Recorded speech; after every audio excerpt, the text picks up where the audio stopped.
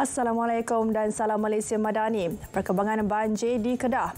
31 penduduk di Kampung Labi, Padang Terap terpaksa dipindahkan ke Pusat Pemindahan Sementara PPS selepas kediaman mereka dilanda banjir kilat malam tadi.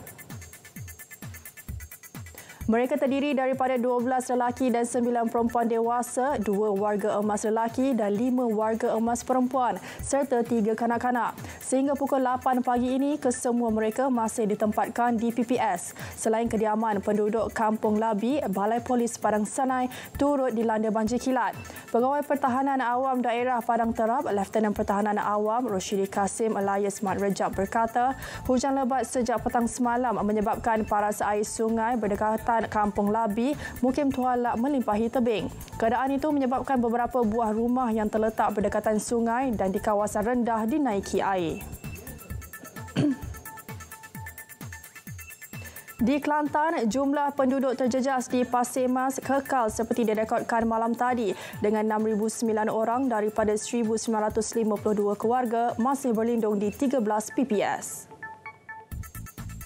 Menurut portal info bencana JKM, PPS Sekolah Kebangsaan SK Gual Tinggi menempatkan 903 orang, SK Sri Rantau Panjang 2 1,881 orang, SK Gual Tok Deh 813 orang dan SMK Gual Periuk 153 individu. Sebanyak 210 orang berlindung di PPS Madrasah Tasik Bakong, Masjid Mukim Padang Licin 131 orang 55 keluarga, SK Sri Kiambang 345 orang dan SMK Lati 84 penduduk. 5 lagi PPS lain menempatkan 1,489 penduduk terjejas. Ejen Perisikan Israel menyerbu kediaman Imam Masjid Al-Aqsa, Sheikh Ikrimah Sabri dan menyampaikan notis larangan perjalanan ke atas beliau. Pendakwah masjid itu kini menjadi sasaran kempen hasutan oleh kumpulan berhaluan kanan Israel.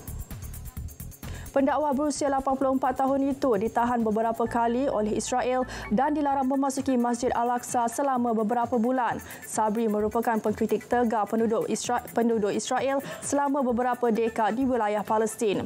Beliau sebelum ini pernah memegang jawatan Mufti Baitul Maqdis dan wilayah Palestin dari 1994 hingga 2006. Berpuluh-puluh orang awam terbunuh setelah dron tentera secara tidak sengaja menyerang sebuah kampung di barat laut Nigeria ketika sambutan perayaan agama. Angkatan Tentera Nigeria sering melancarkan serangan udara ke arah kumpulan militan di barat laut dan timur laut negara itu. Pesuruhjaya Keselamatan Negeri Samuel Arwan berkata, kesemua mangsa yang cedera dibawa ke sebuah hospital di Kaduna. Menurut beliau, serangan itu menyebabkan beberapa rakyat mati dan yang lain cedera tetapi tidak memberikan jumlah kematian. Kebanyakan mangsa adalah terdiri daripada wanita dan kanak-kanak. Beribu-ribu penunjuk perasaan berkumpul di dataran bandar raya New Zealand bagi membantah dasar kerajaan baru yang berunsur perkauman. Tindakan protes itu dipanggil oleh parti politik Tea Party Māori yang bertepatan dengan pembukaan Parlimen ke-54 New Zealand. Pemimpin bersama Tea Party Māori, Rawiri Waititi, telah mengetuai perarakan melalui bandar Wellington ke bangunan Parlimen Beehive menggesa suara mereka didengari pihak kerajaan. Kerajaan kanan baru, Parti Kebangsaan, New Zealand First dan ACT New Zealand dipilih selepas undian Oktober lepas, antaranya merancang untuk menghentikan penggunaan bahasa Māori. Selain mengkaji semula dasar tindakan afirmatif dan menilai dokumen perjanjian penubuhan negara ditafsirkan dalam undang-undang.